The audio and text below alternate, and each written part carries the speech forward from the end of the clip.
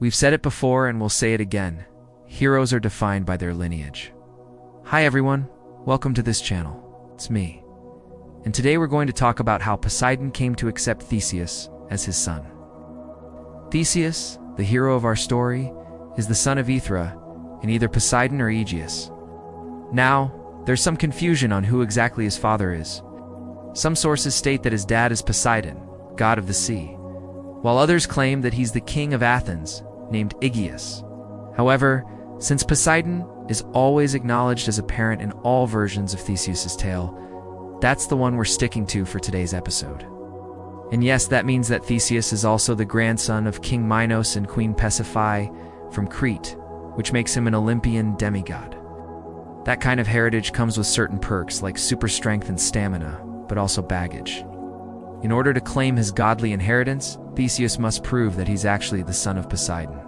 And the only way to do that is to complete an impossible task given to him by the gods themselves. What could that be? Let's find out.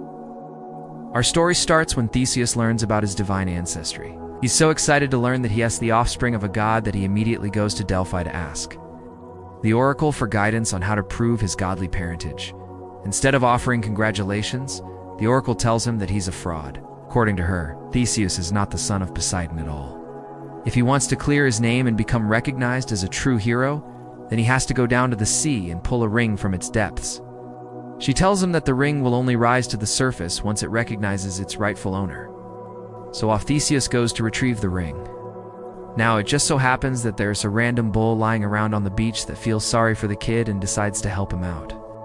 First, the bull helps Theseus build a boat, then gives him instructions on where to go. Once Theseus gets to the designated spot, the bull instructs him to anchor his vessel to a nearby rock, light a sacrifice to Poseidon, and wait for the ring. But even after finishing all these steps, the ring refuses to rise to the surface. No matter how much time passes, all Theseus sees is endless water, so he does something crazy. He jumps into the ocean. As soon as he does that, a massive earthquake shakes the entire world. The sea churns, and eventually the ring pops out of the water. It flies up through the air, turns into a dolphin, and then leaps onto the head of Theseus. The dolphin transforms back into the ring and now sits on his finger where it belongs. Mission accomplished. At this point, Theseus might be tempted to head back home and brag about his accomplishment, but instead, he stays out in the open ocean for several days. Why, you might ask? Well, because he knows that his real test still lies ahead of him. Remember, he needs to convince Poseidon himself that he's his son. How can he do that? The obvious answer would be to show the god the ring, but that won't be necessary. You see, as soon as Theseus pulled the ring from the ocean, Poseidon noticed him. The god was so impressed by the hero's bravery that he decided to appear before him in human form. Poseidon reveals that he's been watching Theseus the whole time and congratulates him on successfully retrieving the ring.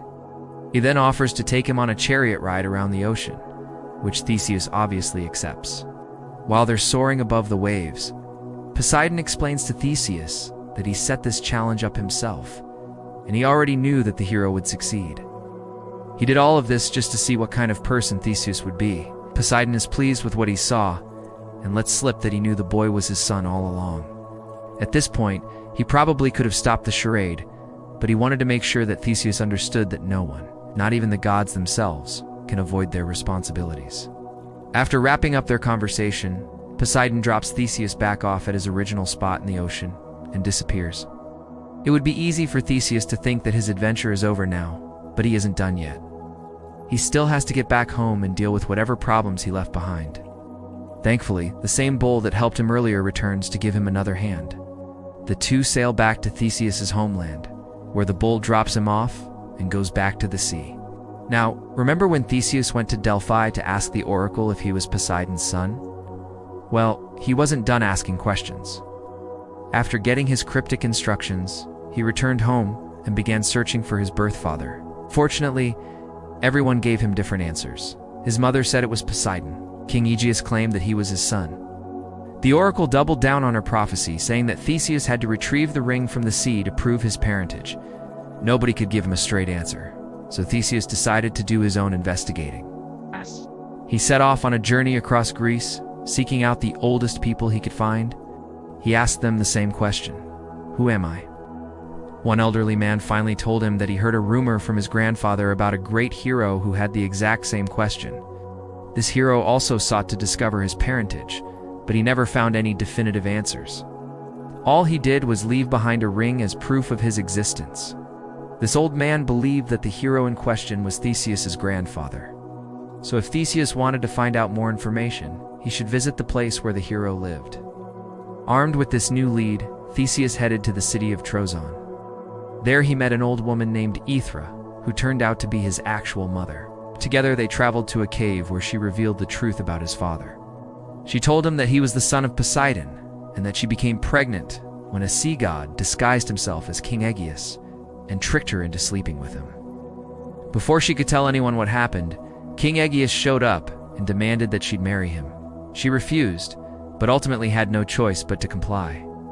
When Theseus was born, she hid him away in the cave and hoped that one day he would find his way back to her. That's when the oracle got involved. She learned about Theseus's existence and tried to warn him away from ever finding his mother.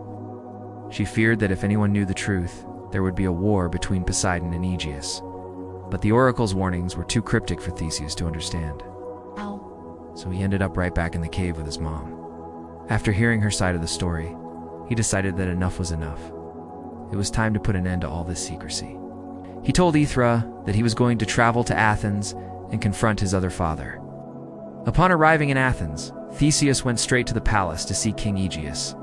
He told the king everything his mother had told him and demanded that he take responsibility for his actions. Aegeus couldn't believe what he was hearing. He didn't know anything about Poseidon's involvement and was shocked to learn that he was Theseus's biological father. Despite this, he embraced Theseus as his own and offered to help him in any way he could. Together they went to the oracle, who finally admitted that she had been wrong all along. She apologized to Theseus for misleading him and explained that she did it to protect him from harm. With his parentage now officially settled, Theseus's life was finally back on track. He continued his adventures throughout Greece, slaying monsters and rescuing maidens. Wherever he went, people praised him as the son of Poseidon, the hero blessed by the sea god. And that's the end of our story.